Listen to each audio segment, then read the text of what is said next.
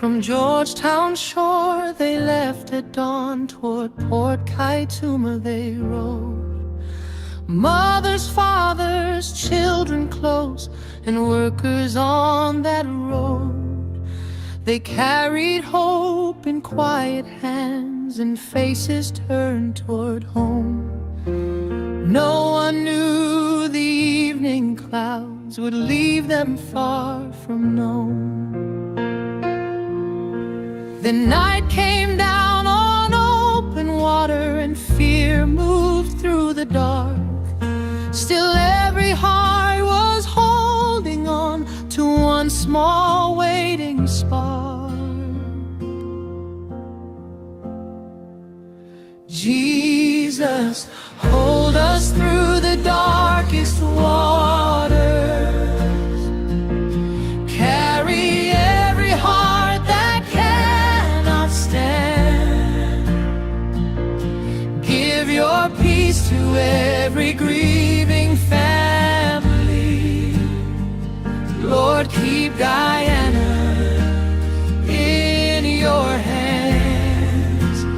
Jesus, hold us through the darkest waters. Be our refuge in the stormy sea. Near the broken, near the hurting, stay with us and set us free. Now mothers wait beside the phone, and fathers bow in prayer. Children ask where loved ones are, and silence fills the air. Survivors wake with trembling dreams, and memories they bear. Yet mercy walks with shaking steps, and Jesus meets them there. The fisher folk keep searching still, the rescue teams press on. Divers, medics, neighbors come until the night is gone. Jesus, hold us through the darkest water. Carry every heart that cannot stand. Give your peace to every grieving family. Lord, keep Guyana in your hands. Jesus, hold us through the darkest waters. Be our refuge in the stormy sea. Near the broken, near the hurting, stay with us and set us free. You hear each cry that rises up, you know each weary name. You remember every life with love and hold each tear the same.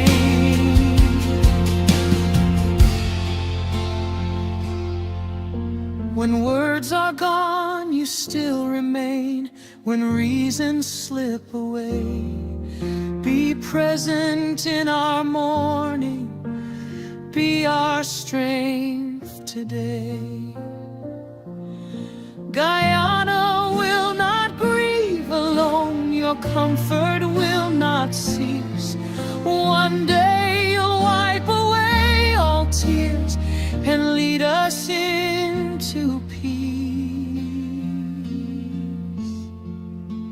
Jesus, hold us through the darkest waters.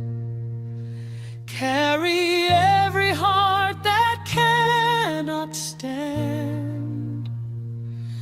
Give your peace to every grieving family. Lord, keep Guyana in your hands.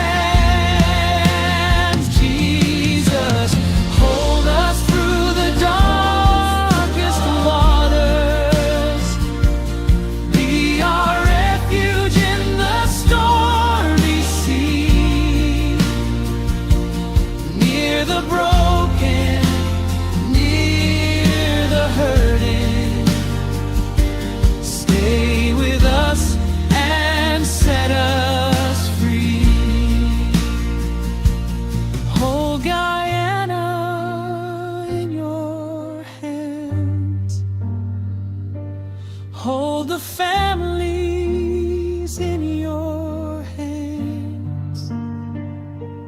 Through the waters, stay beside us, Lord.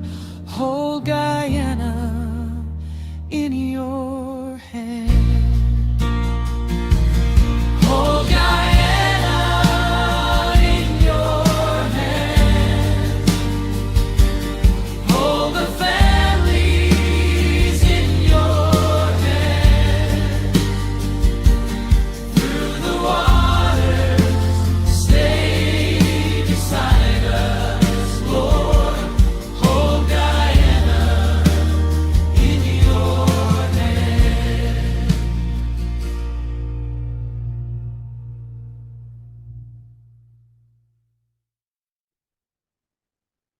Selah, Selah, pause, our fellow Guyanese, pause, and just think of the depth of what has taken place in our dear land, to our dear people. Pause for a few seconds.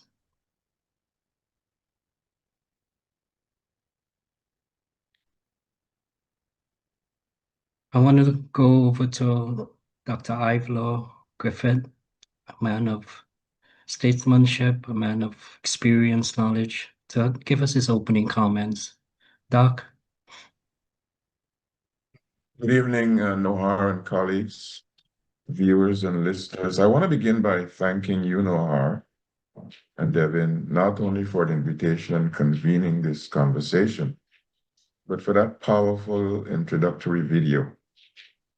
The message is sobering, it's appropriate for the moment, calling on the great Almighty, and in a time that is sad not only for the victims and their families, but sad for the entire dear land of Guyana.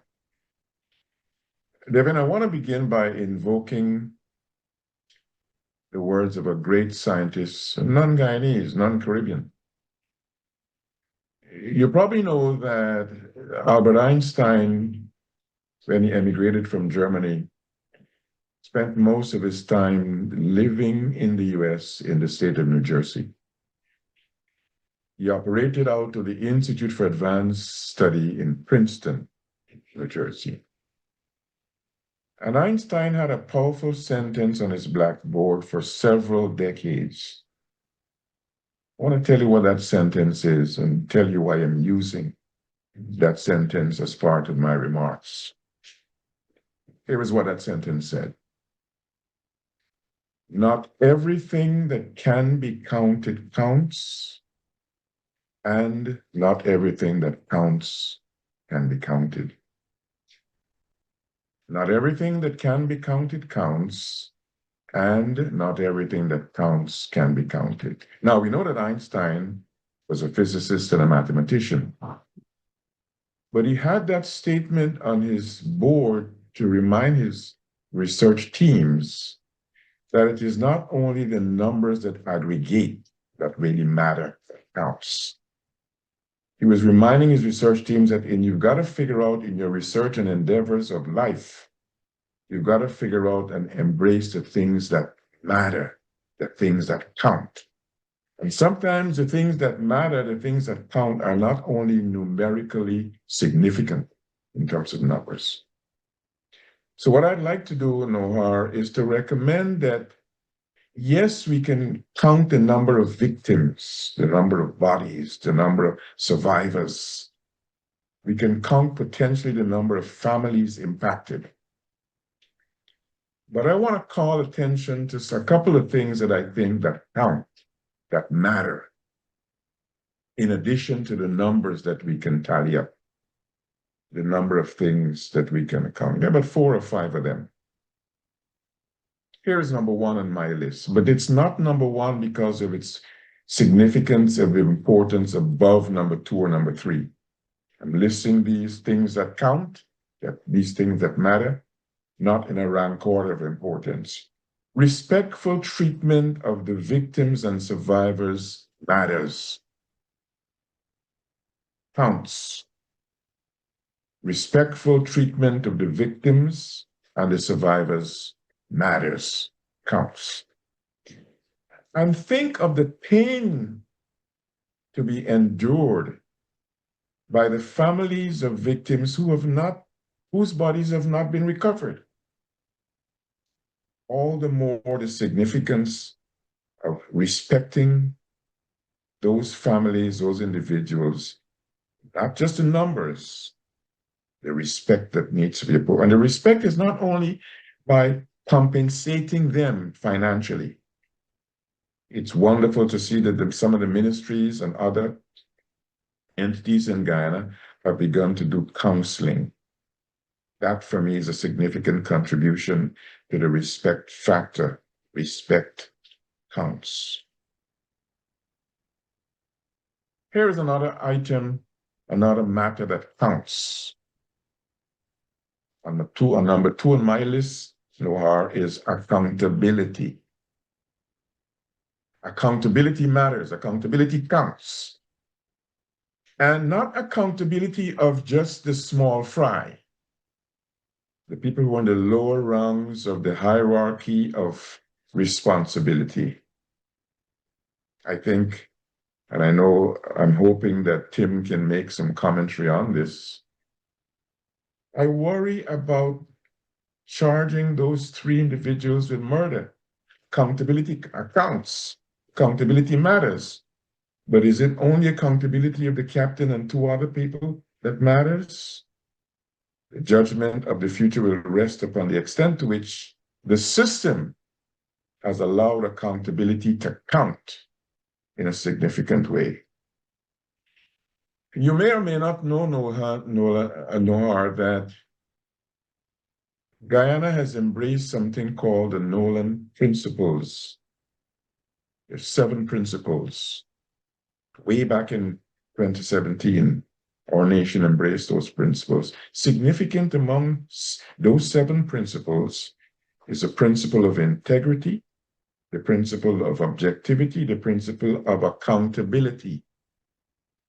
I recommend that in the context of accountability, it should not only be accountability of people on the operational side, there should be accountability for people on the policy side. Accountability matters. I love to see what the government will do with regard to those Nolan principles. They ought to be applied and applied across the board. Here's another matter that counts, another item that matters, Nohar. Inclusiveness. I think it was a missed opportunity in the part of the government not to include elements or all aspects of the opposition in the parliament in talking about how the investigation might be constructed and pursued. My worry is that the absence of inclusiveness on the front end will impact the extent to which the results of the investigation are embraced significantly enough for people to be confident in objectivity. Yeah. So I want to recommend that inclusiveness counts, and inclusiveness will either ameliorate or aggravate the extent to which people will give due homage to what happens after the investigation. Let me mention 2 other things before I turn it over back to you, Nohar. Under the circumstances of this catastrophe, passion matters, anger matters, outrage counts. It is understandable that it's not only humans who have suffered.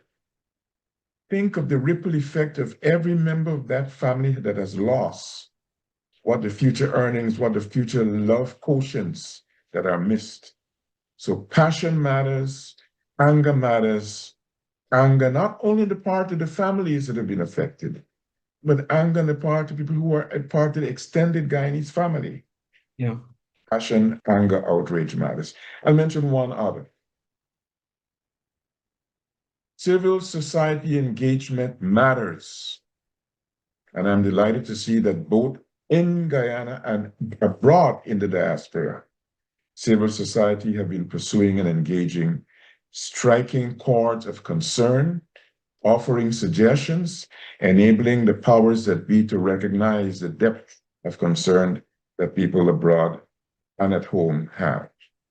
But let me finally say, Nohar and colleagues, this incident may have resonated significantly with the geographic part of Guyana called Region 1. But this is not a Region 1 matter, as I think we all know. This is not a matter only significantly affecting our First Peoples. This is a national catastrophe. And I thought of what are some words of wisdom from someone in the poetic sphere whose wisdom can be leveraged and brought to bear at this kind of moment. And I thought of Martin Carter. Martin Carter wrote a poem in 1954, which I think has allowed over the decades Guyanese at home and abroad to bring those words to bear at moments. And I think this is a moment that is appropriate for me to share some words by Martin Carter in a poem called You Are Involved. Here is what Martin Carter said, and I'm going to end after this. This I have learned. Today a speck, tomorrow a hero. Whether hero or monster, you are consumed. Like a jig shakes the loom, like a web is spun the pattern. All are involved, all are consumed. This catastrophe is a national consuming catastrophe where accountability, inclusiveness, and all other things other than the numbers count. Not everything that can be counted counts. Not everything that counts can be counted, says Albert Einstein. Thank you, Nohar. Ladies and gentlemen, you just heard from the son of our soil, Dr. Ivor Griffith, former Dean of Florida University, Provost at Radford University, Provost, and Senior Vice President at York College. I'll probably have to take off another 10 minutes to describe him. But most of all, we want to say, Dr. Ivor Griffith, thank you so much. I know you're traveling, and you just truly took time out of your traveling schedule to be with us tonight, so we truly appreciate it. I want to switch quickly to Senior Counsel, avoided the silk, a man of integrity, has been described in the forums of Guyana. Mr. Senior Counsel Timothy Jonas. Thanks, Nora. Nora, I'll tell you, when you called, this may have been the first time I really did not want to come on the show. I've heard there's been a lot of discussion on social media about being respectful in a time for mourning and a time for, politics, and people have been accused of politicizing things and all of that. And yet for me, in all honesty, the predominant response that has viscerally come from me has been anger. So Guyana's a funny place. When Guyanese listen to the radio, listen to the TV, listen to their public figures speak, they like fancy language. But Guyanese, when we speak, we're not fancy, we're very basic. And sometimes I think that it is the ordinary language which best expresses something. So Ivla hit on 2 points, and I'm very interested that he raised them, because to me that's what this is about. He talked about respect of the authorities for Guyanese.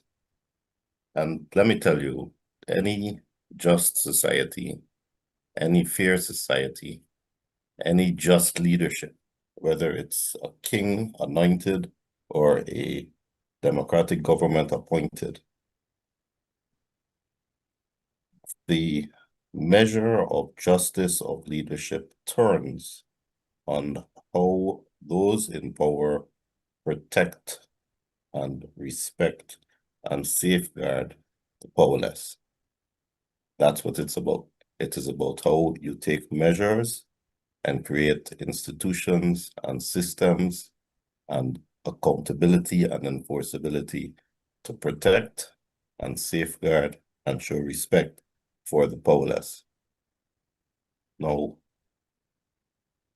a lot of powerless people went on that boat, the Barima, and they went on that boat as they do twice a week. And that 8 to 9-year-old boat, we can fancy it up all we want, but that boat, how it was loaded, how the passengers were arranged, the condition of the boat, the interference with authorities, the breakdown in systems, the breakdown in safety, the breakdown in everything is an exact reflection of what happens in Guyana, including the callous and disrespectful interference by the people who are in charge, who swell up and puff up their chests with self-importance and love to be able to pick up the phone and issue directions. So in ordinary language, let me quote from a friend of mine, Lance. Thank you, Lance. And this is what Lance said when this came up on Facebook. He said, in Guyana, every now and then, the shit that we get on with rises up and chokes us. It rises up and it chokes us. I want us to think about the mess that happened on that boat, and it's something we're all familiar with. If you want to go on that boat as a passenger, you know that the next boat is not for a couple of days. So come hell or high water, hook or crook, you're getting on that boat. And it's what in Guyana we call a hustle. So you got tickets, you go and buy tickets. But if you go late, you might have to hustle and buy a ticket from somebody else. And if the tickets are all sold out, you might got to hustle and pay somebody money and get on the boat. Because you know, next boat is not for a couple of days. You got to get on that boat. The reason for that ridiculous system is because our leadership has made no effort to show respect for its citizens, those people at the bottom, the powerless, to provide a regular, proper system of transportation that meets needs. The same thing will happen with your cargo. You got to get your cargo on that ship. So you go early, and I saw them talking about a system of booking space and all of that. That's very vague. I saw WhatsApp messages. Apparently used to book by WhatsApp. But if you're late, it's a hustle. So you got to get your cargo. Don't worry that the cargo, the limit of the ship is this. You got to get your cargo and you pay your money.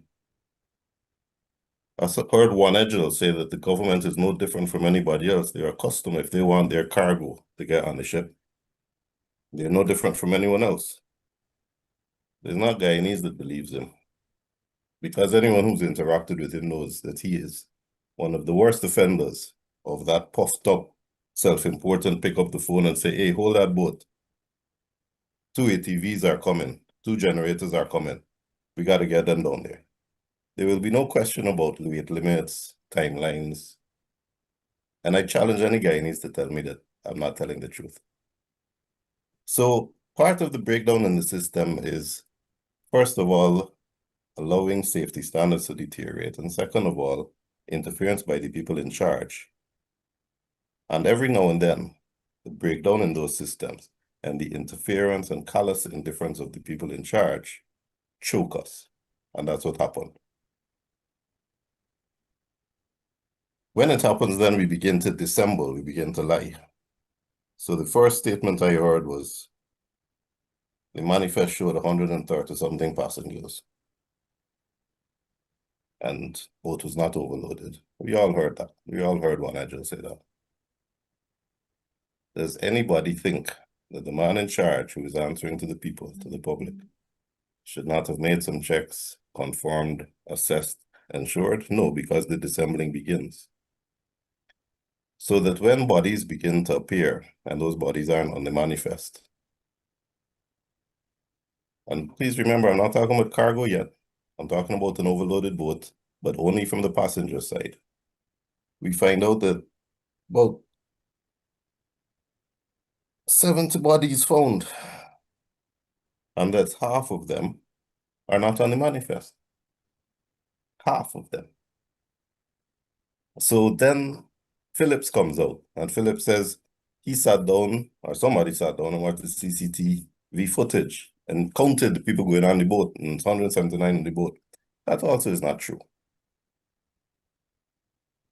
The reason I say it's not true is that anybody who knows the scintilla of maths will appreciate the ratio.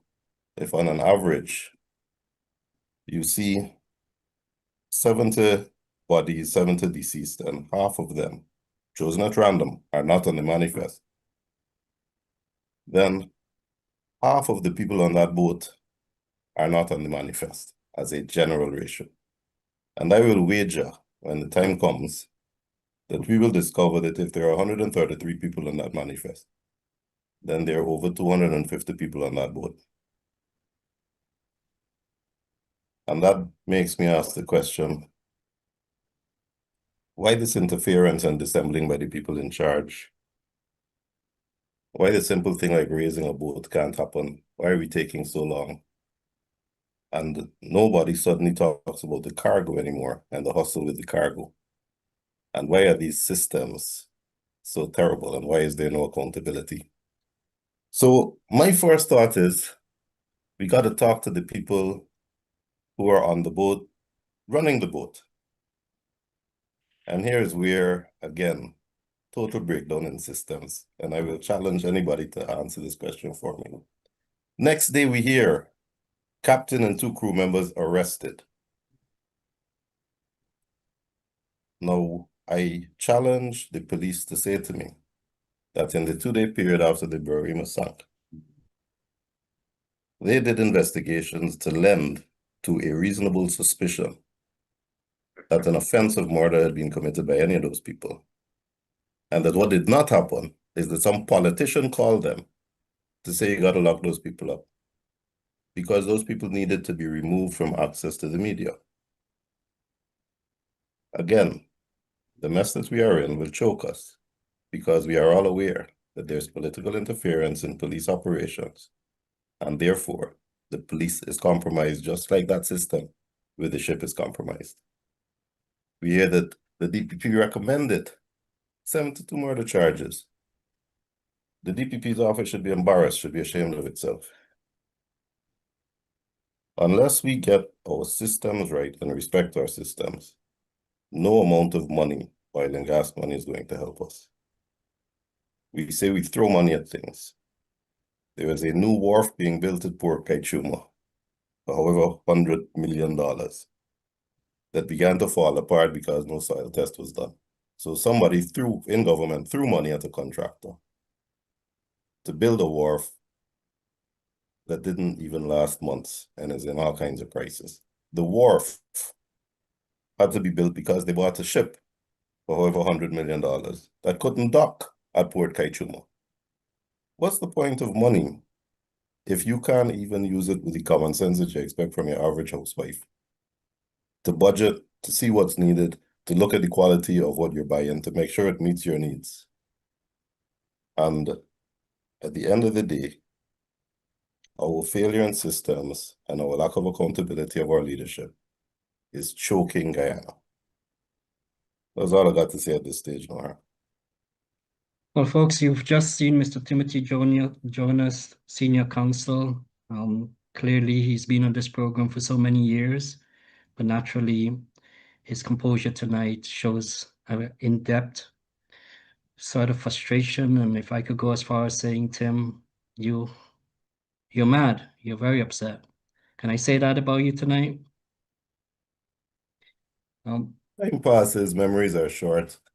One of the good things that came of this is that it took attention away from a certain farm up on the Linden Highway. I made notes Memories of are that. short. Yeah, absolutely, Tim, absolutely. So I want to switch now to the opening statement from Dr. Laura George. She has an honorary degree from University of Guyana.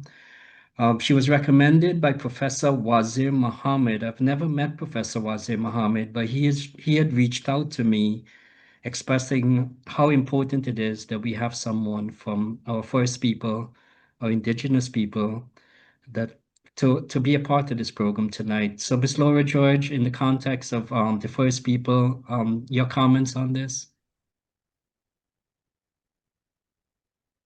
Your audio? You're muted, Laura. Thank you so much. Thank you very much, Mrs. Singh. Good night to Professor Griffith and Mr. Jonas. And good night to the audience out there. There are so much emotions that I've faced in the past week, but more in the sense of two emotions.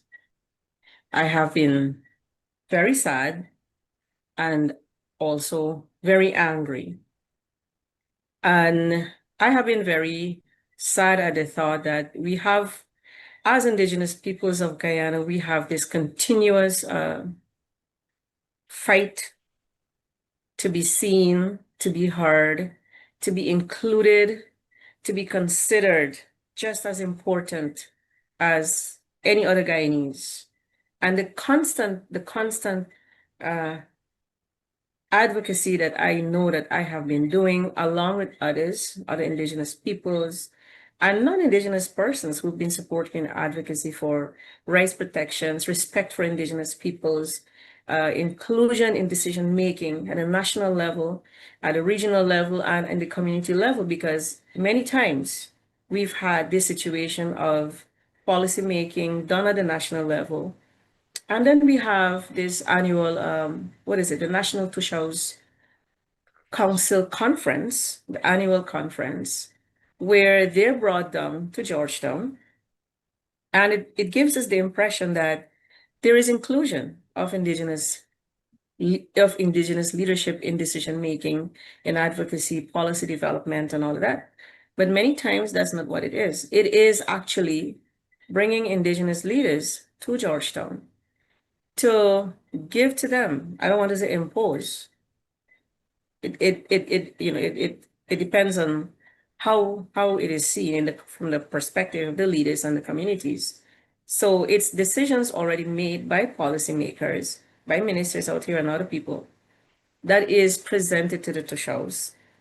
And it leaves little room for whether there can be any change, or there can be respect to understand that Indigenous peoples also have our plans, our visions that should feed into the national programs, national projects, so infrastructural development. The kind of vessels we may want to have, the kind of vessels we should demand that our people, our children, should be utilizing, whether it's a sea vessel, or it's the aircrafts, or the kind of roads we may want to have throughout the hinterland. And who has control over those decision-making? So in all this week, it's been surrounded, I think all of Guyana, we know that all of Guyana, the world is shocked that we've had this tragedy. And I've heard from Professor Griffith and Mr. Jonas, in a country that's presented to the world as the fastest growing economy, we surely have not been doing it right by Indigenous peoples, or the most vulnerable. And therefore, it is urgent, it is imperative at this time that all Guyanese understand that, yes, this is not just a Region 1 impact, just on Region 1 people. I want to repeat what my fellow panelists have said before. It's systemic. And at some point, Guyanese will have to come out stronger to know that as a collective, Tambolibak in our language, we say Tambolibak is all together as a collective. We have the power to make sure that the persons that we have hired into this administration do their job well. If they don't, then what do we do? And again, I just want to repeat as well again that who gets the blame? At which point does it stop? Whose responsibility was what at which stage? You have different perspectives we get on social media where, for example, the boat captain should have known and not have left. But it's not just at a one stage or one time situation. It's connected to something else. So then again, we're just being consumed, as Professor Griffith was saying.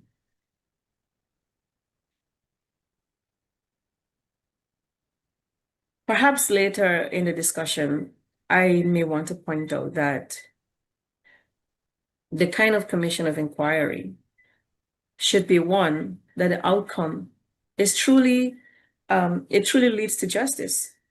That we don't have a commission of inquiry that resulted in something similar to that from the Madia fire. Because parents are still seeking justice. So what might this mean then for the Barima tragedy and the outcome of this commission of inquiry? Yeah. I want to go back to where, as Indigenous peoples, we constantly have to be, try to rise above everyone else to be heard, to be included. I'm happy that Wazir suggested that I sit on the panel. And it just gives a little bit of an example of how maybe somebody may say, yes, you should really include her. And many others will say, but who is she? But because I have worked with so many communities and have constantly advocated for Indigenous people's rights protections, not because I believe non-Indigenous peoples have no rights or they need no protections or advocacy for them, but because I previously worked so much with Indigenous peoples' issues and calling for rights protections. I am so disappointed that at this time we are still such a far way to be heard or to be brave enough to come out, to call for accountability, and also understand that the power of the vote, I think that's something that we still don't understand, that citizens of Guyana need to understand where your vote went, and if it's calling for accountability, that is the power of the vote that we need to understand and use. Yeah. Thank you, Dr. Laura George. And, I could tell you one person is very guilty of some of your comments. His name is Nohar. He doesn't know enough of his own Indigenous folks as he should. So again, I want to thank Professor Wazir Mohammed. I never met him. I believe he's a professor in Indiana University, for reaching out to me. And that shows to the extremity of how it is that we, in the composition of being Guyanese, how it is that the awareness that we lack in terms of our own folks. And I want to be the first to say I am also guilty of that. Our panelists and to all of our viewers. Can I add a footnote to something that you said? Please. I had the pleasure of serving as Vice Chancellor at the University of Guyana, introducing a number of innovations. I'm happy that many of them still survive my departure. One of those innovations involved Laura George. We began the conferral of honorary degrees in 2018. Laura George, Eddie Grant, Yesu Prasad, Jay Sobraj were the first class of honorary degrees at the University of Guyana. It's good to see you, Laura. Awesome, Professor. Thanks. Your hands are on good work. Panelists and viewers, I know normally I would read comments, etc., but we have a packed program tonight, so I'm going to combine two questions into one. The two parts of the question is the integrity of the vessel, and I'm also going to combine that with the new boat be it the $12.7 million Malisa that's still sitting idle and allegedly being used as a party boat. So I want to combine those two together. So Devin, go to the video, please. Yeah, well, what I know so far, I was on the boat. When the boat was leaving from there, was 4:15. The boat, when I look at the boat, I never travel on the boat. It's the first very time I be traveling to go with my brother through the situation with he. Waves come, it's a wave will catch the boat, you know, and care, yes. I make so one lane and the boat now is going to balance back on one lane and I have to go straight down. That's around what time? That is around 10 o'clock. Yes, okay. Around 10 o'clock the boat sink. In the night? In the night, 10 o'clock at night. So since 10 o'clock the boat sink? Yeah, since 10 o'clock. So what time you guys get rescued? We get rescued about 5 o'clock in the morning. Okay. So what you held on to stay afloat? When I float up, I duck out the boat and come out and I float up, so I see some life jacket floating around me, so I just try to catch two, but a little child jump and hold on on my neck, and I try with the little child to save she too, and I find the life jacket, and then I see a big container what went in the boat, some container been floating, and I say hustle and reach to it, and I hold on it with the little child, and the balance about 8 person who come what trying to save, and then come and then bind up together with me and all of us and hold on and the Fear for my family, rich thing, my mother been dead and coming from the boat, finish a casket. My sister and coming from my mother's funeral. Now what happened to them? My father, losing and I lost my father, my two sisters, my two nephews, my one niece. I didn't get to see my mother before she gone. Dead and gone and left me. Never mind she be dead and gone and left me, but she been coming. I didn't get to see she. But we got a God, everything left in the hands of God. She left with broken heart. 7 of them lose. The 6 family, the mother been done there and gone, but still she been coming. She and her garnish a casket. Heart me. Real heart. Heart. Real. Everybody knows the old vessel going to be the one is 87 years old in that vessel. The vessel of a lot of this the vessel I'm walking. The vessel real I don't know about real the vessel don't have a shot and rescue chance to body us. The vessel don't have an import. Oh God, oh, look at those nice glasses, those nice glasses expired since 2022 and maritime inspection in the Vietnam right after festival. Look things like that. Sunday morning, we have the boat cruise. Okay. The boat ride. This is Jammers on the water. I'm ready to load up and be ready for you tomorrow. Jammers on the water. Listen, we out. Very importantly, what I want to say is that we're using a new boat. The boat that was just commissioned a couple days ago. Good morning to the Honorable Minister, Minister Edgel, and his entire team of Transport and Harbors and the Ministry of Infrastructure. We've gotten permission to use the brand new spanking boat. I think the video speaks volume. They speak for themselves. That second video, the one that was very dark, that boy was carrying his mom's casket and ended up losing not only his mom's casket, but 6 other family members. And I believe this promoter, allegedly this promoter is the same promoter that brought in Vice Cartel, the man that desecrated Jesus Christ. So this is what we have happening in Guyana, Dr. Griffith. Let's limit the comments as small as possible because we got quite a lot of videos also we want to show from this. So go ahead, Dr. Griffith. All I would say is that passion counts, anger counts, outrage matters, accountability matters, inclusiveness matters.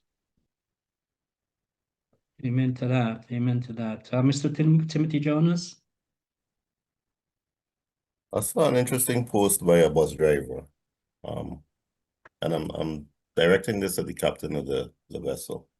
You see, there's no way he should have been charged with murder. And I'm satisfied in my own mind that even the fact of his arrest was politically motivated.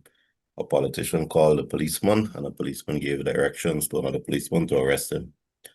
There was no warrant issued by a magistrate to arrest him. There was no reasonable cause to suspect. There's none of those nice things they talk about in the Police Act for an arrest. And yet, he's not guiltless. Certainly, he's not a murderer. But what he's guilty of is what almost every Guyanese is guilty of. The policeman who took the instructions from the politician and gave directions to arrest him, that policeman is upwardly mobile like every other Guyanese. He's ambitious. He can't say no to the politician who's giving him instructions, or else he will find himself losing a job out of a job. He will find himself being promoted more slowly than he should be. There was a post by a former captain who had previously sailed on the Barima, and he said everybody knows that you take overweight passengers, overweight cargo, you do it on instructions of the minister in charge, you do it on instructions of the folk there. And why do they do it? Because they're upwardly mobile. If they object, if they protest, if they push back, they find themselves victimized, lose their jobs, lose opportunity for promotion. So everybody stays quiet. Everybody does the wrong thing in the course of their jobs. That is why we had a vessel that was bought that wasn't suitable for the purpose. That is why we have roads that are built that don't last more than a couple months, because the engineers are told by the politicians in charge, sign that road off as properly built. And the engineers and the employer of the government, if they're interested in keeping their jobs, will sign it off. So as long as we remain personally cowardly, and this isn't a condemnation, because I know everybody has a child to maintain, a wife to look after, a husband to help contribute to. Everybody's got obligations, debts to pay, rent to pay, light bill to pay. Everybody's afraid. But that same fear is what allows us to turn a blind eye when the systems are being eroded and when the people in power are abusing their power, so that the people who are powerless are abused. And when we turn that blind eye, every now and then it raises up and it chokes us. Ms. George gave the example of the Madhya dorm, the girls' dorm. There are many examples like that in Guyana, where we turn a blind eye, we ignore the fact that systems are being corrupted, safety standards are being ignored, people in power are abusing their power, giving preference to family and friends. Things are not being done properly, and every now and then it raises up to choke us. The minibus driver said that his brakes were running soft, and he said to the conductor and owner, "We got to park this bus, we got to carry it to be fixed because the brakes are feeling soft." And they said, "You can run it to the end of the day, you got to make money to pay the owner." And he said, "If I do that and the brakes fail and I kill somebody, I'm going to jail, not you." Now, in his little small world, in his little small way, comforted by the fact that they got 1,000 other minibuses he can go and get a job with other people for, because a lot of Guyanese don't have that comfort, he took the right decision, bearing responsibility. The captain of that vessel had to know it was overweight. How the vessel rocks tells you when it's taken on water. How the vessel rides tells you it's overweight. And it's not the first time he's done it. But he had to turn a blind eye, because if he didn't, if he says no to the minister who calls to say, "Wait, we got to load some other cargo," or he says no to the folks who doing a hustle, he knows he will be victimized, and he doesn't have the courage to stand up and do the right thing. So our systems are eroded and we choke. Ms. Laura George, Mr. Daniel Stoll posted, since 2023, a new boat was purchased to replace MB Barima. As a mother, as someone that's so close to this, how do you feel a new boat from since 2023 and here we are, 2026? You're muted, Ms. George. Right, you're muted. Thank you for that question, Mrs. Stoll. So the realization that I had, so this boat that was purchased for the people was actually being used as a party boat. It was horrifying. It was an embarrassment. And I was so repulsed because we have people who have to travel in such conditions that none of them would ever allow the daughters, the children, the sons to travel ever on. But here are largely indigenous peoples and Guyanese who cannot afford an airfare, so who are forced to pay the cheapest that they can afford to be subjected to these conditions, while a certain clique are having parties. And then you backdate a little bit. In 2023, if this is purchased in 2023, then somewhere along the way, someone turned a blind eye to this landscape of Region 1 and Port Kaituma, that we will spend hundreds of millions of dollars to buy this boat, knowing fully well that this boat will be unable to go through the canal. And when the subject minister says MV Barima was a vessel of choice, they didn't have a choice, because that was a tiny one that could go through that canal, a man-made canal. That's what a lot of Guyanese don't know. So when you buy a bigger one, that is most likely may not be able to go through, and then we're trying to build a wharf that is still incomplete how many years later. It was never meant for the people. So how do I feel, Mr. Stahl and everyone else? Someone asked me that question today. As a mother, I want to say to Guyana and to the world, I have found that indigenous peoples, both men and women, suppress their emotions so sadly well. I cannot. I am one indigenous woman. I cannot suppress my emotions. So when I saw those parents, the men, the women, being interviewed and containing what they must have felt, the horrific, the trauma, it contains so much within it, I would have been screaming. I would have been screaming for justice since the minute I touched land. So in as much as we might see indigenous peoples not coming out on social media or not turning out to protest, even within the respective villages, it is not that because they don't care. It is not because they don't feel. We all love and care the same depth as any other woman, as any other man. The demonstration or the outward illustration will differ. But the love is there, the care is there.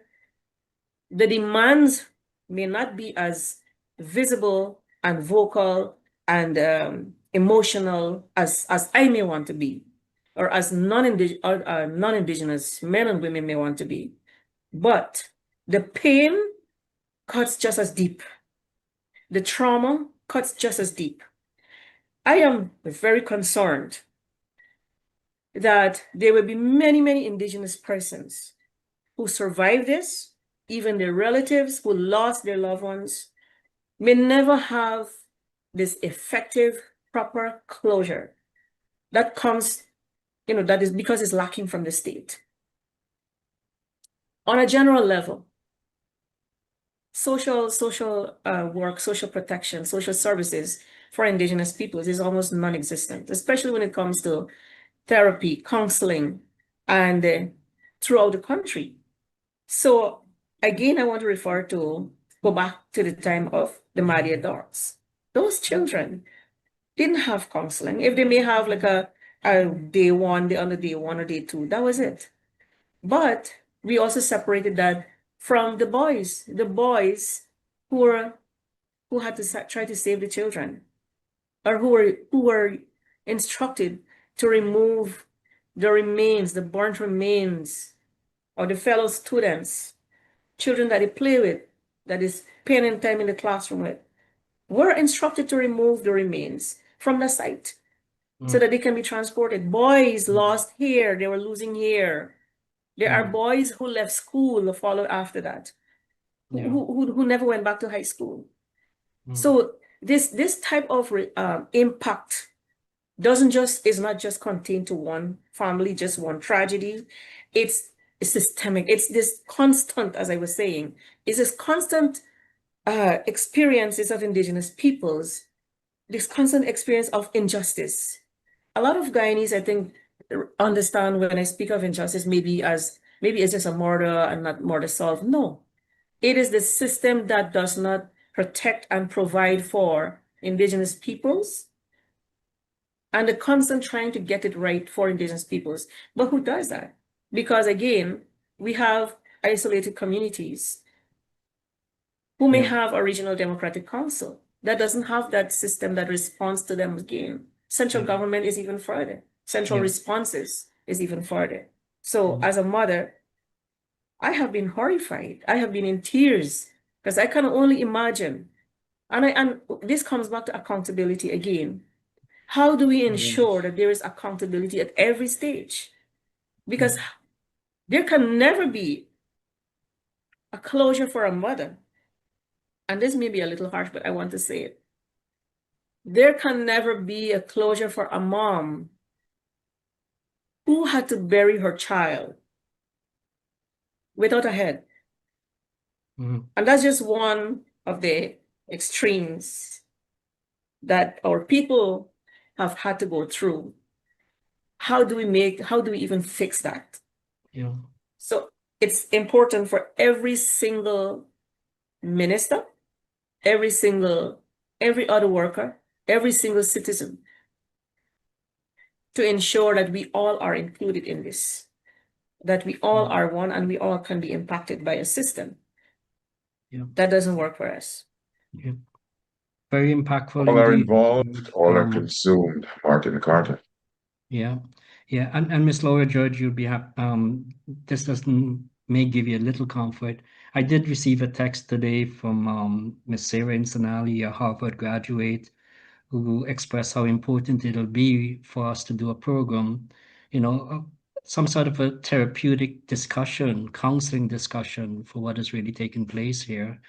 And I said to her, we also focus on the incident. I mean, it's really a good suggestion for a program that we need to have. We're going to try to move this along as quickly as possible. Devin, could we go to the next set of video? This one is about the first responders. We really want to express our gratitude for everyone that went out there, the first responders, even though it's questionable 7 hours later, whatever that may be, you are out there, and those are the fishermen folks who went out to try to be of some assistance to this horrific incident. Devin, you want to go to the video, please? All the life jacket in my float on, no coast guard, nobody's out here, bro. I put it over the news, man. Call for help quick. The water very deep, bro. It's over 50 feet water, bro. Already the team there find the boat. At 1:04 p.m., I posted where we found a body. And then an hour after, we posted 2 more bodies that we found. Now is approaching 3 o'clock, 10 minutes to 3. I posted the coordinates where the 3 bodies are. As you can see, we have a body right here. And we're worried if the body can go down because all the organs, looks like all the organs misplaced. Now, it's approaching the 2-hour mark. I called the Coast Guard. They said they're coming. Every time they're coming, they're coming, they're coming. And from where the Pomeroon River mouth, the Coast Guard base is just 25 minutes from here. Professor, I know we could spend all night talking about the way this was responded to. Again, I want to stress how important it is for us to be thankful to our first responders. And that I say, of course, with some reservation, given the fact that responding was hours and hours away. But Professor, is there some advice that you could give to our government of Guyana in terms of how they should be prepared for incidents like this and not show up 7 hours later? Or, I mean, this boat sank at 10 p.m. and their survivors talking they weren't rescued till after 5 a.m., some until 7 a.m. Make 2 observations, one of which is not directly related to the question that you posed. Here's my first observation. This catastrophe is a wake-up call not only for river transportation, but for all Guyana's transportation systems, particularly marine transportation. It reflects not only insufficiencies and deficiencies in one area, it reflects deficiencies in almost every area, which is why I find it outrageous to have so early a judgment about culpability and responsibility on the part of 3 individuals, when those 3 individuals are just a minuscule representation of a larger system where deficiencies exist and have existed for decades. That's my first observation. Here's my second observation. Any system of first responders have to be based on pre-existing mechanisms of available personnel who are trained, of available equipment that is functional, of available medical resources that are functional and able to practice what they do. And if you ask the question about every aspect of those for other parts of Guyana, even in Georgetown, you'll find great insufficiency. So I think this is a wake-up call, not only in regard to marine transportation towards the outer regions. It's a wake-up call for first responders' capabilities, first responders' training, first responders who are not in the law enforcement sector, but in the medical sector, in the health sector. I think people who are there in the Coast Guard do what they can, but very often they're handicapped. Ask yourself whether or not the people who are part of that Pomeroon outpost of the Coast Guard are adequately trained. Ask yourself whether or not the equipment they're working with was themselves, that equipment checked. This is a wake-up call regard to lots of systems. And I'm hoping that the accountability will do justice to the extent of the trauma. This is a trauma that will endure for a long time. You know, we sometimes, in the United States context, refer to a statement made by a president that a certain date in December will live in infamy. That date, that November, that July 18th date will live in infamy in Guyana. Not just because it represented a catastrophe at sea, because it reflected so many elements of policy and practice that have been delinquent and deficiency for a long time. All are involved. All are consumed. Thank you, Professor. Mr. Jonas, Mr. Charles Samaru posted, Mr. Jonas, this country is craving / screaming for your expertise. Please, sir. So I want to join with Mr. Samaru and echo, Mr. Jonas, your recommendations. I mean, what can government of Guyana and the people of Guyana do to improve this? This should never happen again.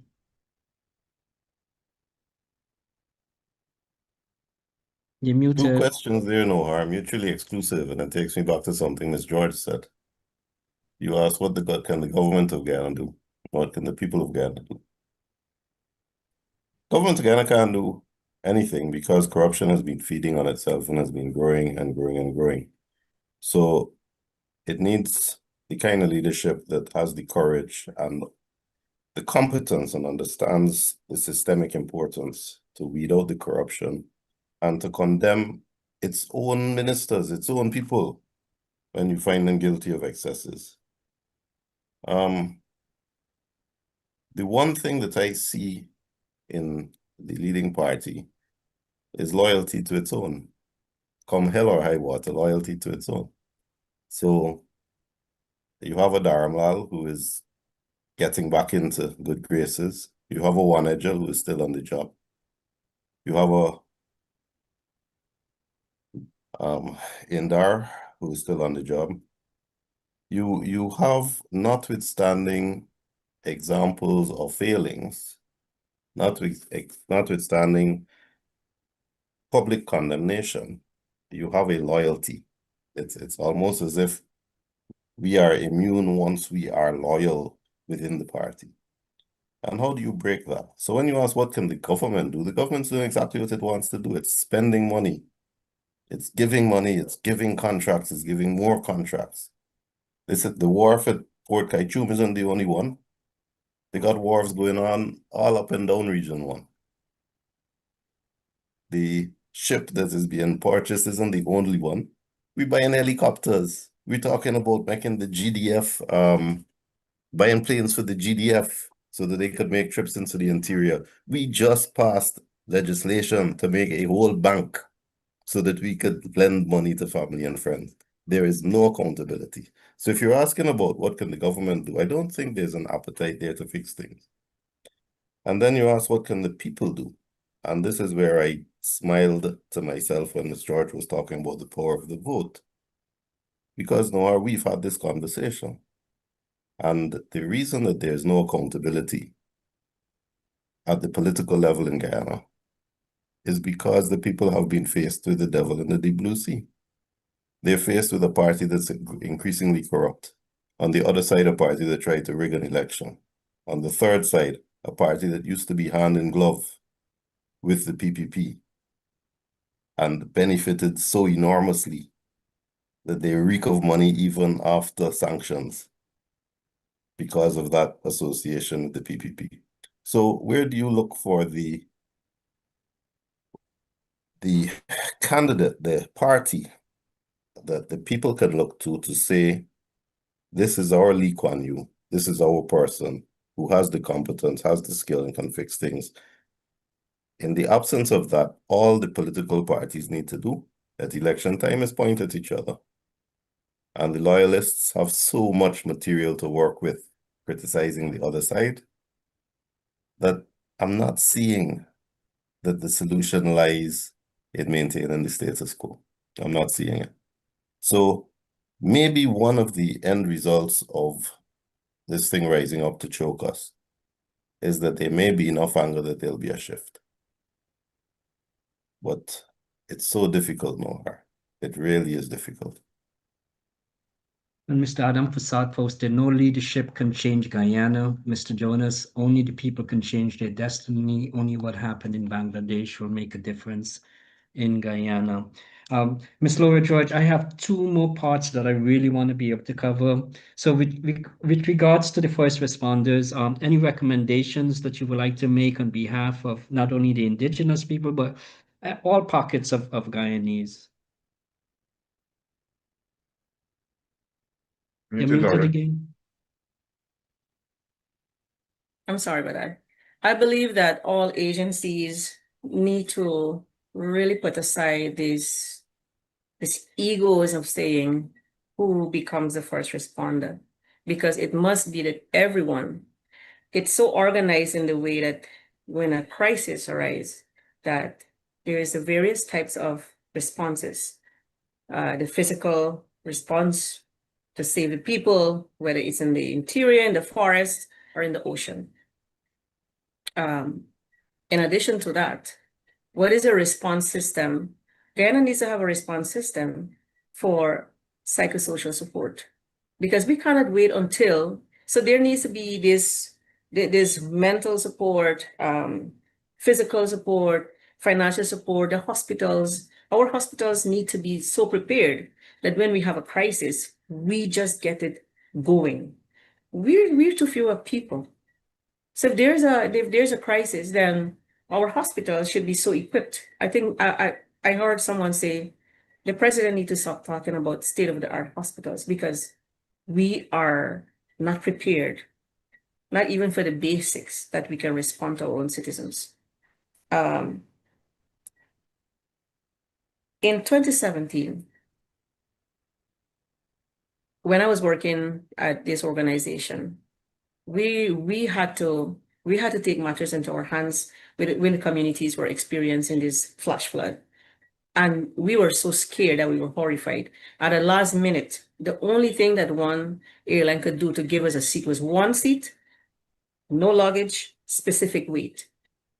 And the only person that could go from the organization was me.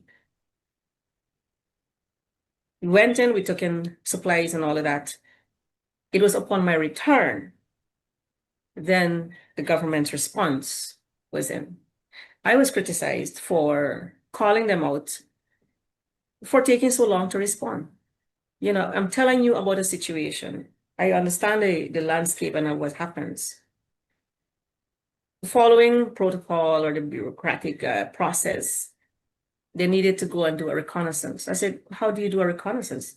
It's a flash flood. The villages are flooded. The houses are washed away. And no, they insisted that they are the respective agency that will respond. Yeah. Now, had there been a major crisis where lives are lost, then we wouldn't be able to help them. Maybe just to retrieve bodies. So again, it comes back to the tragedy in the ocean. Because citizens do not understand the landscape and the distances there. We don't know. It's only from the visuals that independent citizens have taken to post on social media that others are beginning to understand that it wasn't way out in the ocean. Why did it take so long for the Coast Guard? There's a floating base in the Pomeroon River. Why did it take so long for them to respond? Was there some restrictions? We need to enhance our response systems for the crisis, you know, or sorry, in any other crisis. We cannot be losing people like this. Thank you, Ms. George. Thank you. And, you know, something Mr. Jonas always talk about on this program, Mr. Inti Muhammad posted, winner takes all system, no accountability. So I want to shift to the next set of videos. The bodies starting to arrive. And some of the next set of videos a bit disturbing, of course, but we need to face the reality of what's taking place and what the families are going through. Devin, you want to go?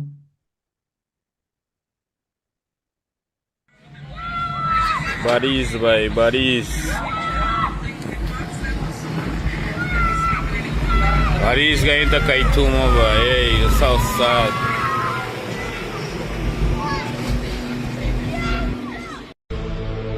नहीं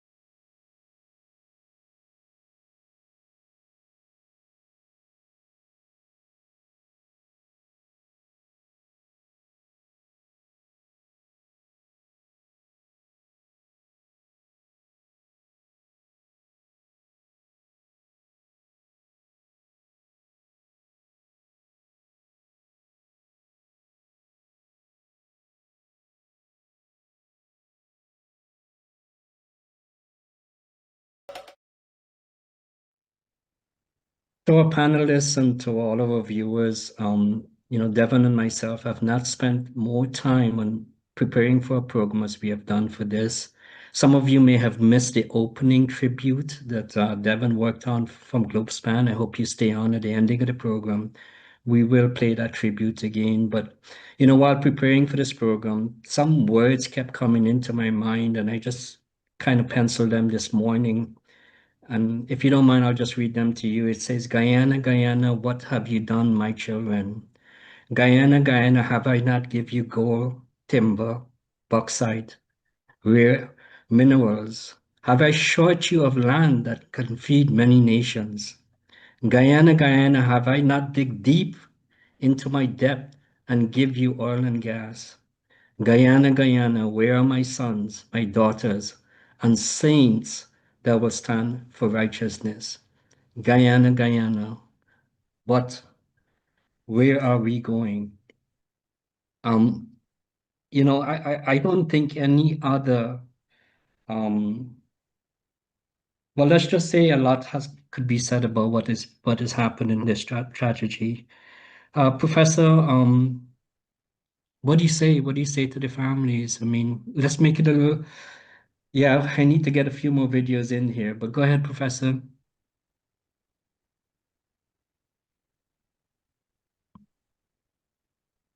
Are you People who muted, are, Professor? No, go ahead. We could hear you. people who are in leadership, there's a certain expectation of humility. There's a certain expectation of integrity. There's a certain expectation of emotion and passion for the people who you serve. And looking at the response of lead governmental actors, I'm wondering where the humility is. I'm wondering where the sense of respect for the people who you are leading is. I'm wondering where the passion is. I would commend to all those leaders, go and read the Nolan Principles of Governance that Guyana signed on to in 2017. Sad day, sad period, sad people have worked the land of Guyana. Senior Counsel? A specific question, O'Hara, there are 2 points I would like to raise, but is there a specific question you want me to answer? No, just sentiments towards the families. You'll forgive me, I'm not one for sentiments. There are 2 things that have come up that I'm really scratching to look for solutions here. And in the winner take all, we know what happens. But it does occur to me that, well, when this tragedy first happened, I had published that Parliament needs to create a special commission of inquiry. I deliberately said Parliament needs to enact a commission, needs to enact a specific commission for this inquiry.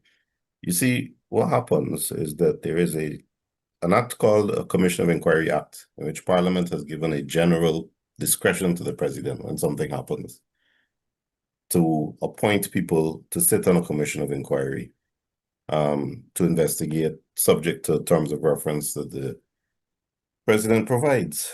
So there's this general act, and every time something comes up, that's what we see. I believe it's part of the dissembling, it's part of the misdirection of the government. But the same Parliament can pass a specific act to say that in respect of this specific incident, these are the terms of reference, these are the people we appoint, these are the powers we give them, and send them out. The reason I prefer that is that that specific terms of reference proposed by Parliament can be made public to everybody. The opposition can publish it for everybody to read. This is what we want, this is what we propose.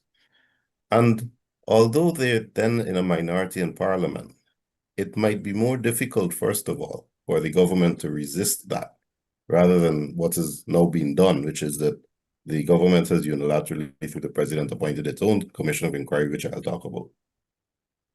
So if the opposition had done one, a sensible commission of inquiry with sensible terms of reference, leading to sensible conclusions, something really designed to help rather than obfuscate, and the public saw it and approved it, it might be more difficult for the majority in Parliament to oppose. But more than that, I think that there are decent people, honest people within the PPP parliamentarians who may well look at that and within a discussion in the PPP see this is how we need to do it, and might actually succeed in Parliament with a special commission of inquiry proposed on terms by the opposition and published to everybody to see. We've had a commission of inquiry with the dormitory fire. I'll ask anybody if they remember the outcome, what the findings were, what happened. We had a commission of inquiry when the GDF personnel going down to Venezuela ran a helicopter into the side of a mountain in bad weather. From that, I know we got a highway called Heroes Highway. But I'll ask any Guyanese to tell me what was the findings of the Commission of Inquiry, what were the terms of reference, what did they look at, how long did they take? It sounds nice, Commission of Inquiry, but it's more fanciness, unless it's really sensibly done in simple language. 5 foreigners have been appointed, and I heard somebody say, excellent, no Guyanese. Nohar, how do you deal logistically with inviting 5 foreign friends to come around at 4 o'clock for tea? Hotels, all them gotta get time off from work or coordinate when they're available from work. Airfare, timelines. And for a commission of inquiry, these 5 people will have to meet what? Maybe over the course of 90 days, 120 days. So you have to coordinate this 120 times. When do you think we're going to get a result from this commission of inquiry with 5 foreigners on terms of reference that nobody has seen yet? I would estimate 2, 3, 4 years from now, not sooner. So why couldn't a single commissioner in Guyana with expertise be appointed after a discussion with the opposition on terms that are simple and given the power to investigate this thing? To subpoena all those experts that you need to subpoena to understand how it's done. Because we need to wait 4 years for the outcome. We don't want this outcome too soon. It's more dissembling. The other point I want to make, because I'm looking for solutions again. So I hope to see that the opposition suggests something in Parliament for an inquiry that is done on terms that the opposition suggests, and hopefully that will be released to the public and a discussion can ensue. The second thing I want to say is that I saw the leader of the opposition say he was asking for permission to raise the vessel. Now, I'm not giving advice here, and I will ask him, and I'll ask all again not to rely on what I'm going to say. But he can go and have his own experts check it out. But there is a general law called the law of salvage. That when a vessel goes down, anybody can go and pick it up, see if they can salvage, and automatically are, in fact, are entitled to recover a portion of any cargo recovered and that kind of thing. It's a general and common sense rule that's existed for the last 300-400 years. So no permission needed, old man, as far as I can see. But please go and get your independent advice. But don't be helpless and wring your hands and ask for permission.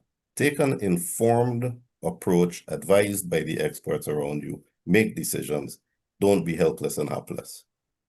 But if you are volunteering to go and raise the vessel, please raise it, because I think we will discover a lot of things if that vessel can come to the surface for everybody to look at it. And obviously the government does not have the appetite to try to raise that vessel. So I just want to mention those 2 things that hopefully lend to solutions, as difficult as that is, rather than just wringing our hands. Well, you know, the cost for senior counsel's advice in America ranges anywhere from $2,000 per hour and above. I know I had one of them did some work for me many years ago. My God, I couldn't even reach out and talk with him on the phone, and the bills start coming in. So there we go, some good advice from senior counselor. We at 8:25. Our program is probably going to go over an extra 5 minutes or so. Miss Laura George, I want to get in another part in there, the Parliament that took place a couple of days ago. But quickly, do you want to just comment on the sentiments? Maybe just a minute if you can. Are you're muted again? Sorry. I want to support Mr. Jonas's observation on there should be an act, special act, the Commission of Inquiry. And I also want us to recognize the role of civil society in relation to the members proposed or listed of the Commission of Inquiry. There is reliable information that has surfaced on social media on, unquestionable incidents that surround some individuals or members of the commission. And I believe Parliament needs to take note of those things and actually work with civil society, because Guyana is so fragmented. How do we trust? How do we trust? We may not have like persons coming out very vocal out there, but if we follow social media, you have a lot of people that have a lot of followers, you know, or who depend, or persons depend on these followers, on these persons to be the voices, to be their voices. So we need to listen to those things and take into account that we need to create a system, a structure, an atmosphere of trust.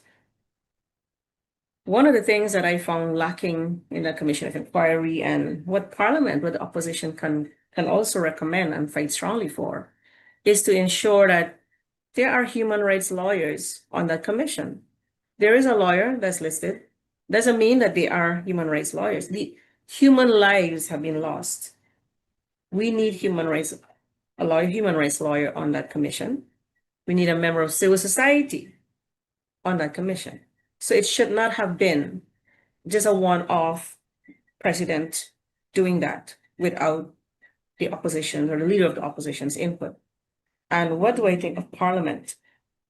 Even with the minority, I really would like to see that they continue to work together to ensure that Guyanese voices are represented in Parliament. Because then out here as well, civil society or citizens will continue to say, you know what, let's work together. But they also have to work with civil society as well. And the administration, likewise, need to come to understand that if either we accept that Guyana as well might have a Gen Z operation that makes changes, right? We've had those happening in Guyana, in other parts of the world, and appeal to the young people. This is your country. This is your future.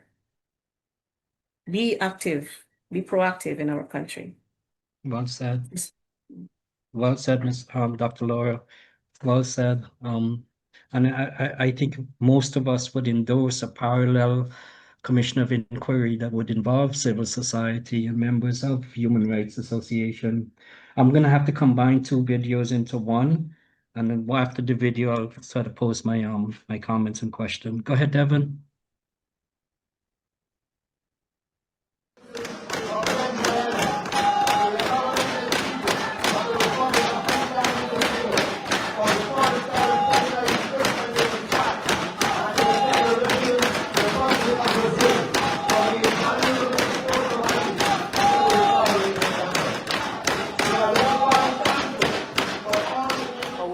Rescued?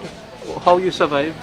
Well, a man pulled up on a Vandalin, and he see me, and he gave me the Vandalin roll for me hold on with me and my baby. And so he just drank it, right? And he in front of me then, gone down.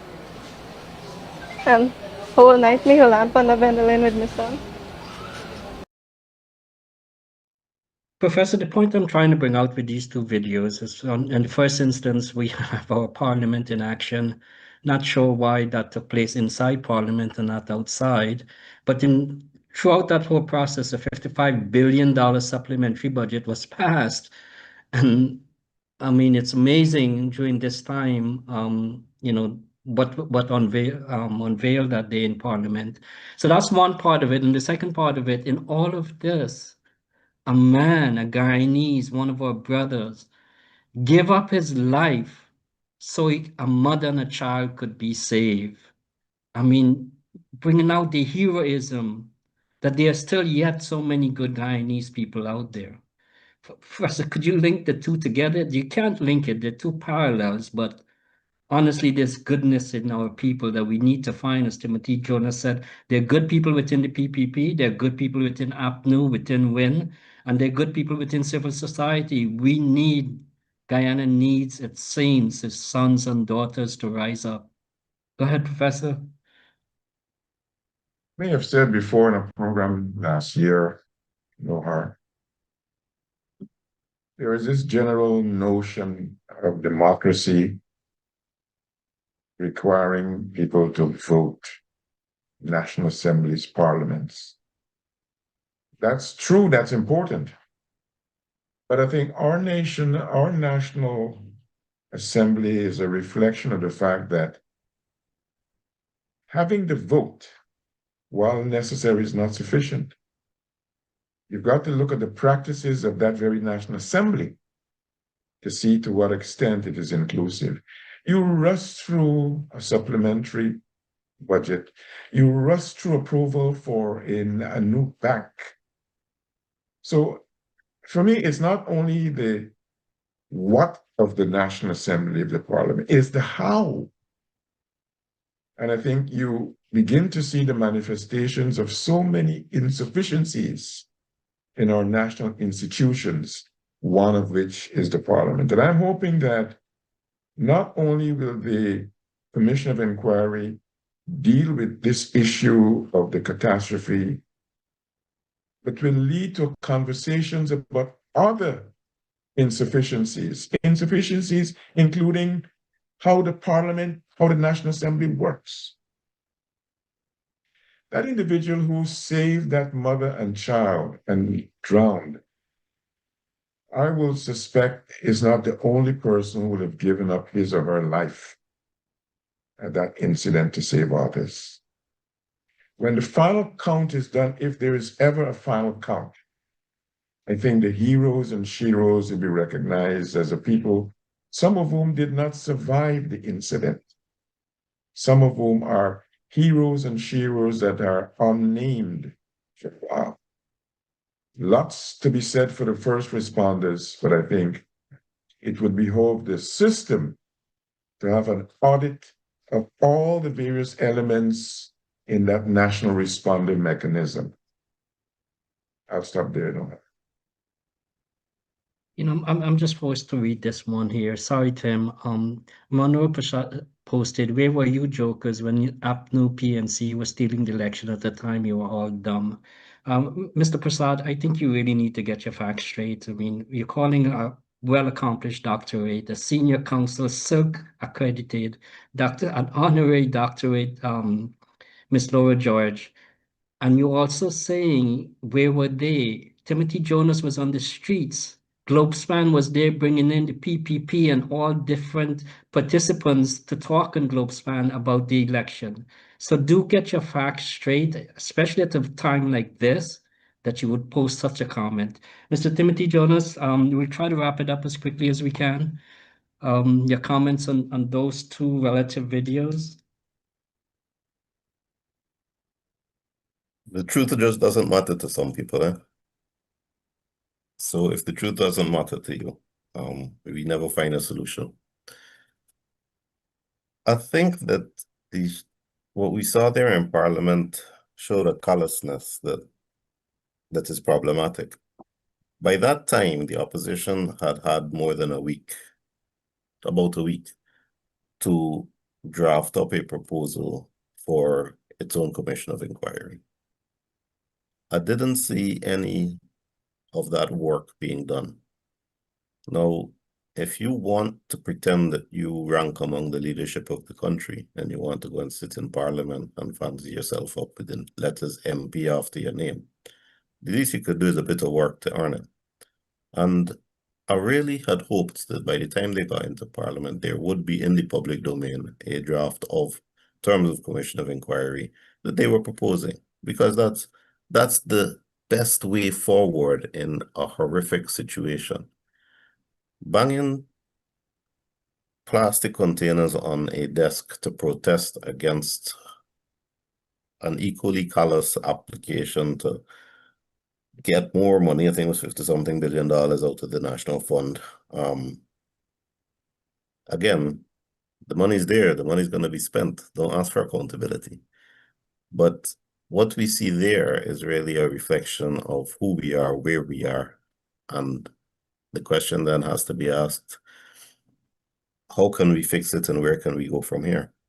And hopefully one of the solutions is to appeal to the better side, the more human side, the side with higher ideals of those few PPP parliamentarians who I think have the character to draw a line and say, no, I'm going to support this. Right is right, wrong is wrong. But I'll invite you to think about the same system that I'm talking about, where the captain is afraid to push back because he loses his job. The policeman is afraid to say to the politician, no, I'm not going to arrest these people because I wasn't even there and don't know what it's about and have no reason to arrest them.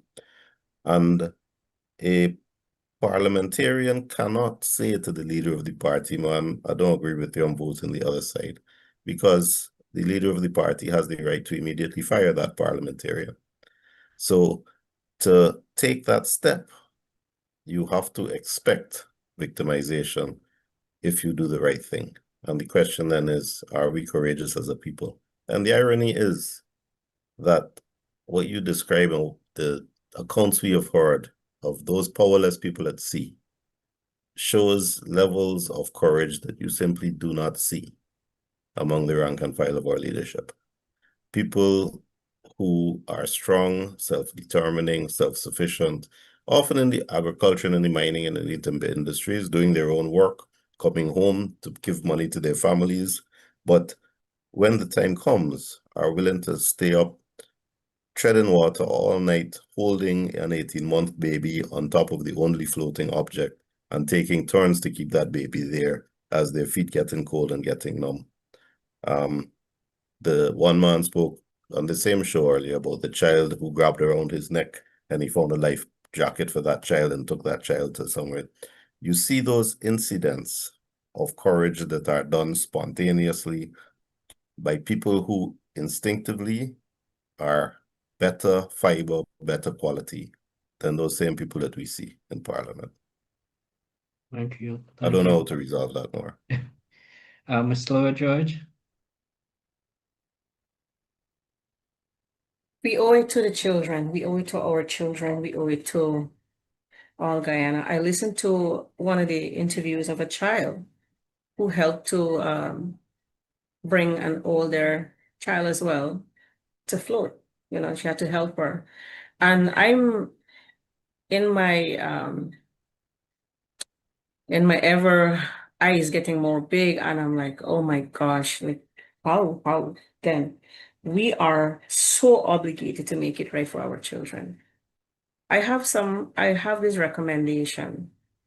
From 2020 to now, there would have been at least 300 cabinet meetings. This is what Google tells me. And I can only rely on, AI to tell me how many meetings of the cabinet might have been there from 2020 to now. At least 300. Now, we would like to know how many times did the issue of the MV Barima come up and its unseaworthiness and the risk that it posed to Guyanese lives, Guyanese children. We have no way of holding anybody accountable other than saying is there the sector minister that must be held accountable.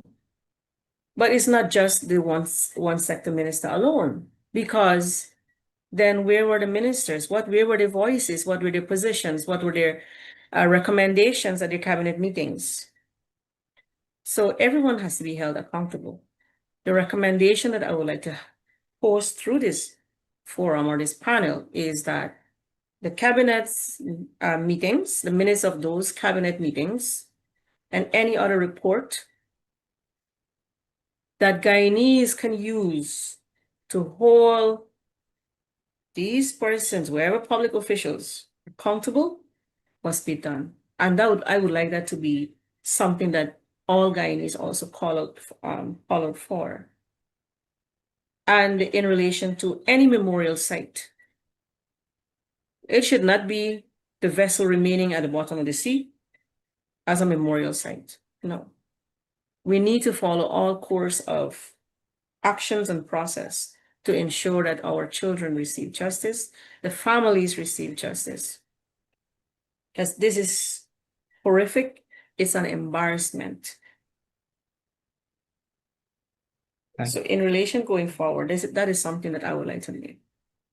Thank you, Ms. George. Thank you. And I really want to say to all of our viewers again, we sincerely hope that our Globespan programs will transmit a sense of conviction to change from within so that we could affect positive changes outward for our country and for our people. Our program does not produce noise. We do not go through condemnation. We try to present a program of mature, comprehensive discussion, and again, without any condemnation. I know it's late. You guys have been up with us for a while. Dr. Ivelaw Griffith he's given up his time. He's traveling just to be with us tonight. Timothy Jonas has always been a cornerstone of Globespan. Didn't realize he was in such an upsetting mood that he even didn't want to come on this program tonight, but I guess this will upset anyone. And Miss Laura George has contributed very well. It is my hope that Miss Laura George, Dr. Laura George, will be on back with Globespan. I really want to encourage all our viewers, if you could just stay on for a few more minutes. We just want to go back to this tribute. I think it's one of the most sensitive times in our history of Guyana. And this horrific incident should not be allowed to be forgotten. And certainly we second Miss Laura George that the memorial should be in a place where everyone could be able to have easy access. So again, our viewers, stay on. Devin, go to that videos. Mr. Timothy Jonas, Dr. Ivory Lord, Mr. Dr. Laura George, thank you so much as well. Really appreciate the discussion. Devin?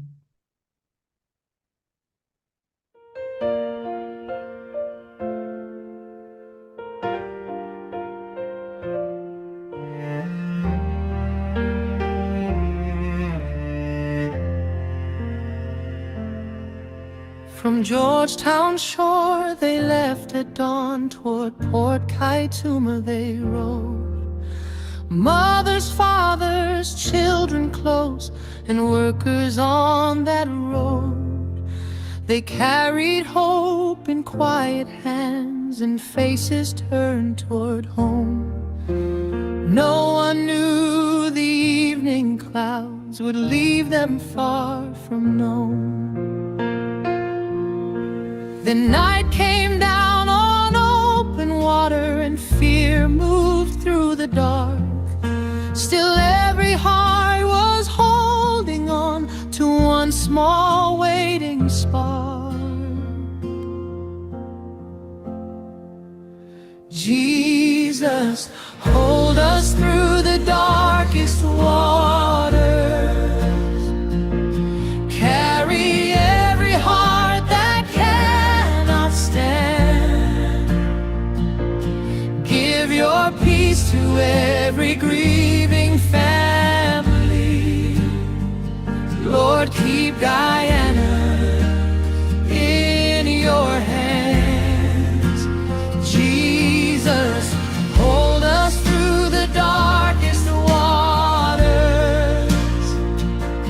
Be our refuge in the stormy sea.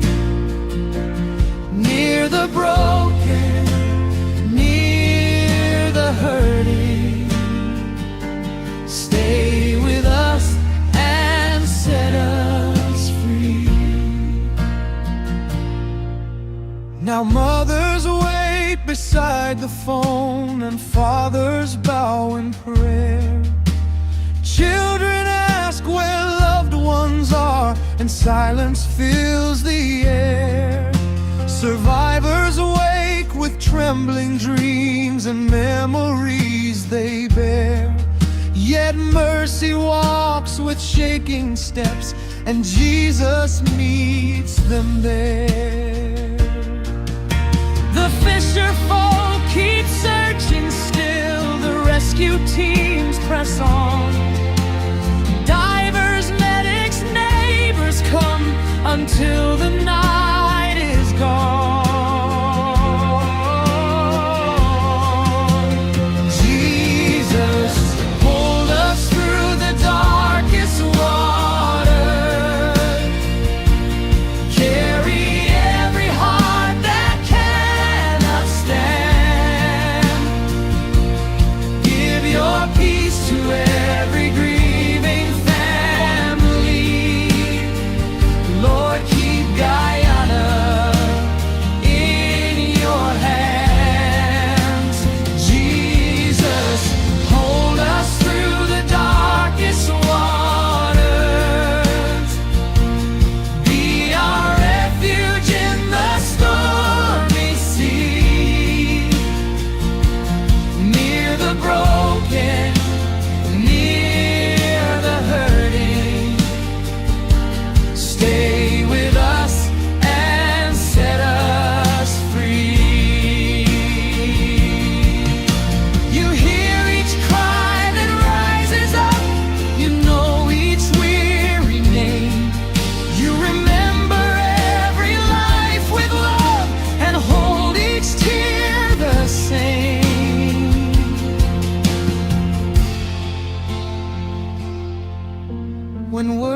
are gone, you still remain when reasons slip away.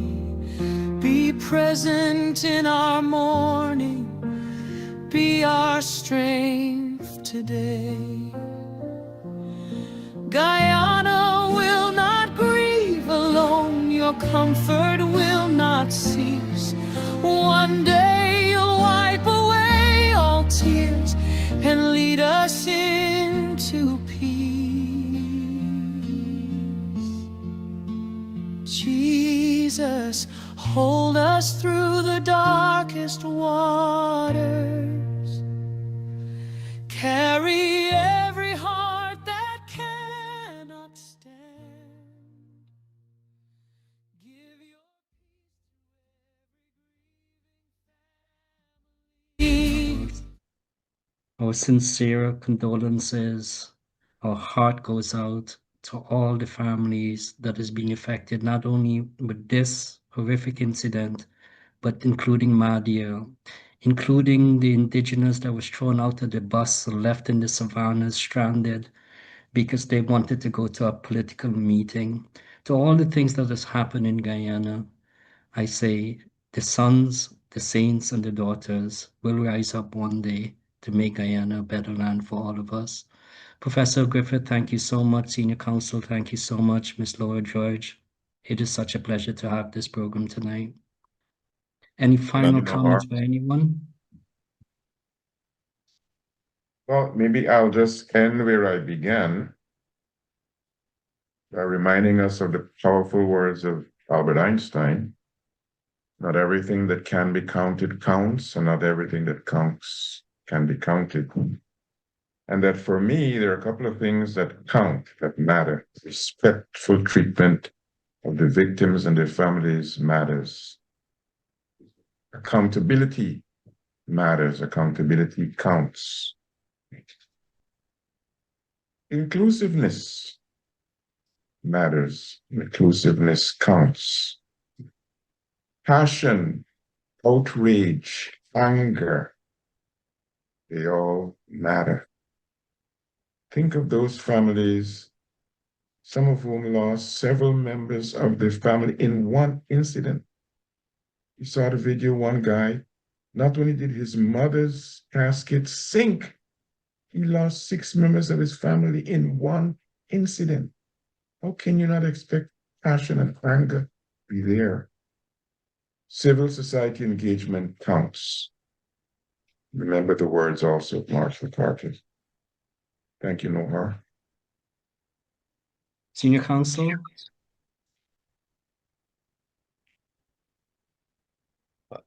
I hope that what we've said reaches the right ears and leads to some change. What something tells me, once again, this will pass and something else will rise up and choke us. But let's see if there's a change. And I hope to argue that point one day with you that will not happen and somehow we would have some change. But hope is always alive, Mr. Timothy Jonas. Miss Laura George, your final words? You muted, Laura.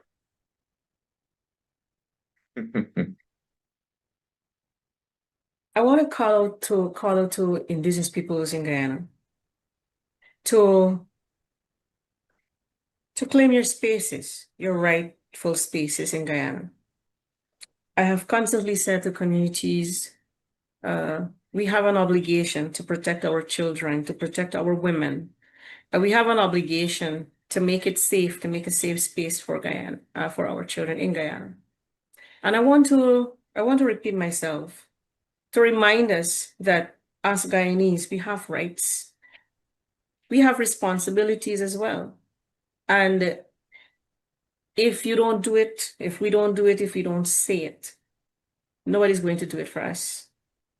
And to non-Indigenous peoples, I call on you to continue giving us the support. I'm happy to see, the outreach. And I have read comments, again, I want to say this, where they say truthfully and rightfully that if we don't say it, if we Indigenous peoples do not say it, who are they going to support? What are they going to, what statement, what positions are they going to support?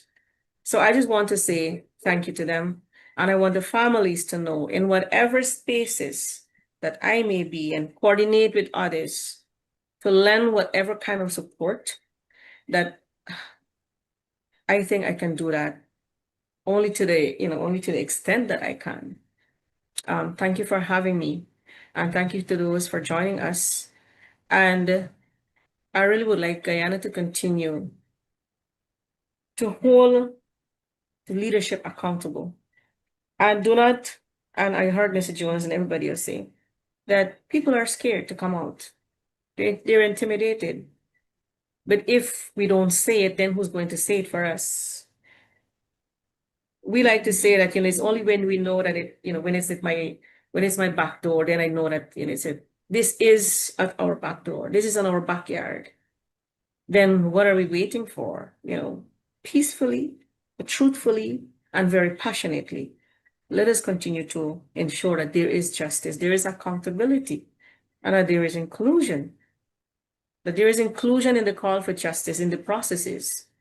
Because without that, then we have again other systems that makes a mockery of the citizens of this country. We cannot afford to have that anymore. Thank you. Let's continue the conversation. Thank you. Thank you. And thank you for this well put together program in this time of national disaster. That's written by Mr. Sheikh Abraham. Mr. Abraham, I just want you to know that Devon put in a lot of hours and with the tribute. And, I want to thank all the viewers for supporting Globespan. And again, we're trying to make a difference in a different type of conversation. So thank you all. Dr. Ivlo Griffith, I'm very grateful. Timothy Jonas and Miss Dr. Laura, George, and to all of our viewers tonight. Good night, everyone. Good night. Good night, ladies and gentlemen. Good night. Good night.